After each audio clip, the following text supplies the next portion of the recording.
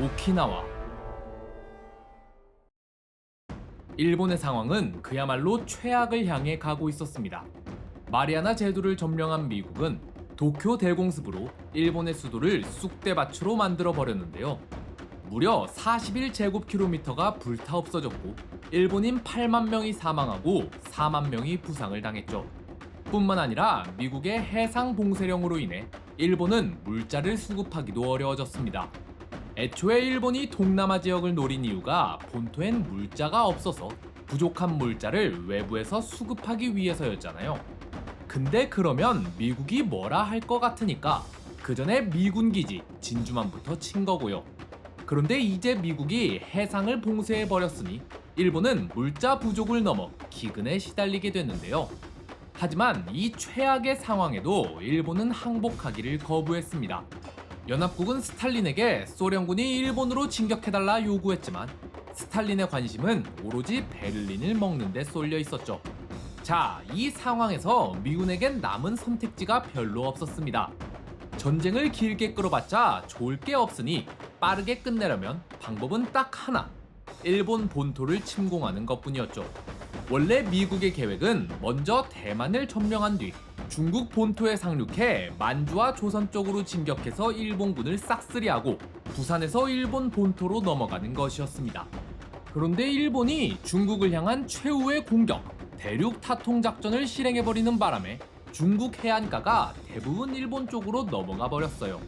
그래서 미국이 찾은 대안이 바로 오키나와를 침공하는 것이었습니다. 러브데이. 1945년 4월 1일 오키나와 상륙 작전이 시작됩니다. 작전명 러브데이. 동원된 함선만 무려 1,400척에 항공모함 13척과 호위함 18척, 그리고 엄청난 수의 항공기도 투입됐습니다.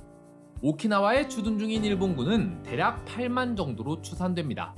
일단 전례 없는 폭격을 퍼부어 최대한 많은 사상자를 낸 다음 미군 18만 명을 투입해 해안을 장악하는 게 1차 목표였습니다. 그렇게 포탄 세례를 퍼붓고 미군이 상륙을 시작하는데 원래 해안가가 이상할 정도로 조용합니다. 그날 하루 미군 6만 명이 상륙하는 동안 일본군은 별다른 저항을 하질 않아요. 어디서 본 상황 아닌가요? 앞서 사이판 침공 때 봤던 거랑 똑같죠? 이제 일본군의 목표는 미군을 전멸시킨다던가 전세를 뒤엎는다던가 그런 거창한 게 아닙니다. 어차피 이미 게임은 끝났어요. 패배는 피할 수 없죠. 그러나 이대로 항복하면 일본군 수뇌부는 끝장입니다. 전쟁의 책임을 물어 전부 죽임을 당하겠죠. 이들은 자기들이 피해를 볼 바엔 일본 인구 1억 명 전체를 희생시키는 편이 낫다고 생각하는 사람들이에요. 실제로 일본인 1억 명에게 집단 자살을 요구한 적도 있다니까요. 일본군 수뇌부의 목표는 딱 하나입니다. 다 죽는 한이 있어도 내 권력은 놓지 않는 것. 그러려면 미국을 다시 협상 테이블로 끌어들여야 합니다. 무조건 항복이 아니라 다른 제안을 하도록 만들어야죠. 어떻게 하면 미국을 다시 협상 테이블에 앉힐 수 있을까요? 일본인들은 미국인에게 강한 선입견을 갖고 있었습니다. 미국인들은 정신력이 약하다. 그래서 극심한 스트레스가 주어지면 못 견딜 거다. 특히 자국민의 대규모 사상자가 발생했다는 얘기를 들으면 미국은 다시 협상 테이블로 나올 것이다. 어차피 오키나와를 지킬 수 없다면 뺏길 때 뺏기더라도 미군에게 최대한 큰 피해를 줘야 그들을 다시 협상 테이블로 끌어들일 수 있습니다. 오키나와 전투. 오키나와 주둔군의 일본군 지휘관은 우시지마 미츠루였지만 그는 야하라 히로미치에게 작전 지휘권을 넘겼습니다. 야하라는 이러한 일본군의 상황을 정확히 알고 있었고 이에 따라 확실한 소모전을 계획하는데요. 방어선을 겹겹이 쌓아서 하나가 뚫리면 뒤로 후퇴해 또 막아서고 여기도 뚫리면 또 뒤로 후퇴해서 다시 막아서는 식이었죠. 이렇게 시간을 끌면서 최대한 많은 사상자를 유도하면 미국인들이 극도의 스트레스를 받을 거라는 계산이었는데요. 실제로 이 오키나와 전투 내내 2만 명이 넘는 미군 병사가 전선에서 철수했습니다. 신체적으로 큰 부상은 없었지만 전쟁 신경증이라고 해서 정신적으로 버틸 수가 없었던 거죠. 게다가 미국 지상군을 이끄는 사이먼 버크너는 이런 군대를 지휘해 본 적 없는 신출내기였습니다. 그는 일본군의 미끼를 덥석 물었는데요. 이미 진지를 구축해 놓은 일본군을 상대로 정면 공격을 감행해 엄청난 미군 사상자를 냈죠. 오키나와 전투의 또 다른 특이점은 바로 민간인 사상자 수가 엄청났다는 겁니다. 침공이 시작되기 전에 대부분의 민간인이 대피했지만 아직 섬에는 무려 30만 명이나 되는 주민이 남아 있었습니다. 오키나와는 과거엔 독립된 하나의 왕국이었습니다. 류큐 왕국이라 불렸죠. 그러다 일본에 흡수 통일됐는데 이 때문에 일본 본토 사람들과 조금 생김새가 달랐습니다. 그래서 오키나와 사람들은 본토 사람들에게 차별을 많이 받았는데요. 그럼에도 불구하고 오키나와 주민들은 어쨌든 일본인이었습니다. 일본군 수뇌부는 오랜 시간을 들여 지속적으로 일본인들을 세뇌시켜 왔습니다. 미군을 무슨 악마라도 되는 양 가르쳤죠.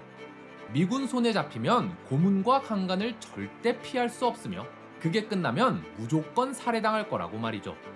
그러니 무슨 일이 있어도 미군에게 항복하면 안 된다 했습니다. 민간인이 항복하면 미군에게 정보를 줄 수도 있으니 그걸 막기 위해서였는데요.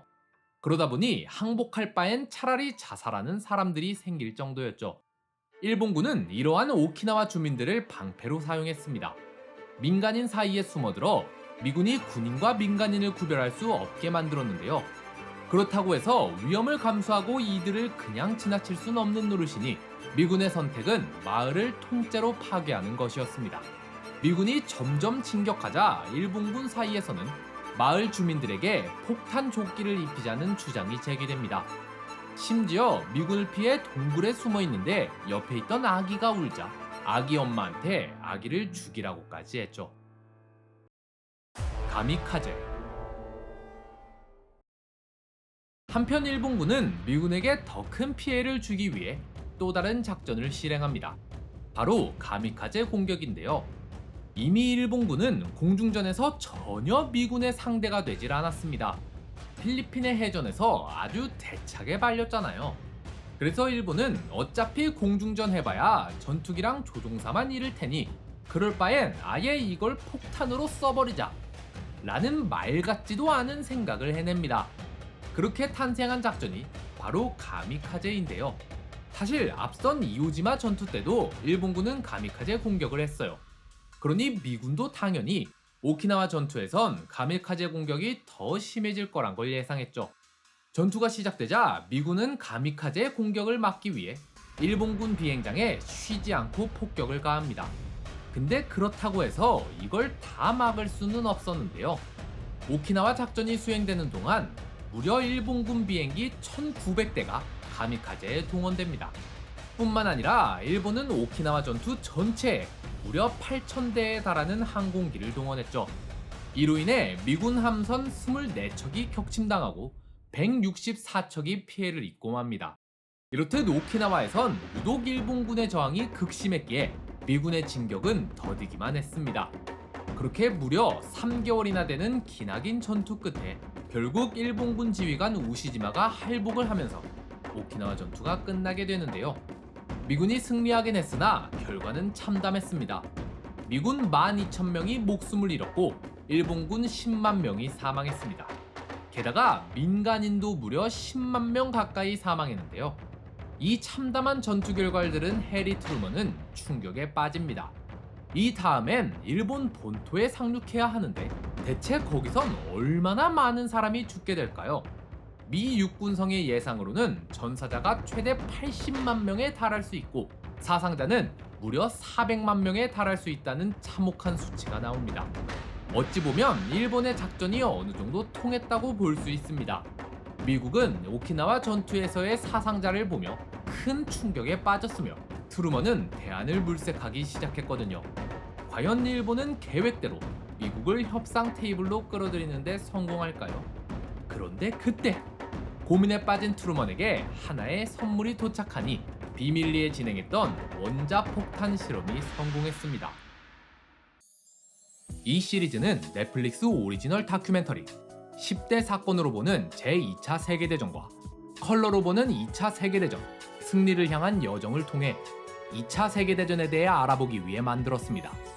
더 자세한 내용과 세계 석학들의 통찰력 있는 해설, 그리고 긴박감 넘치는 스토리를 원하시는 분들은 넷플릭스에서 이 두 시리즈를 직접 시청해 주시기 바랍니다.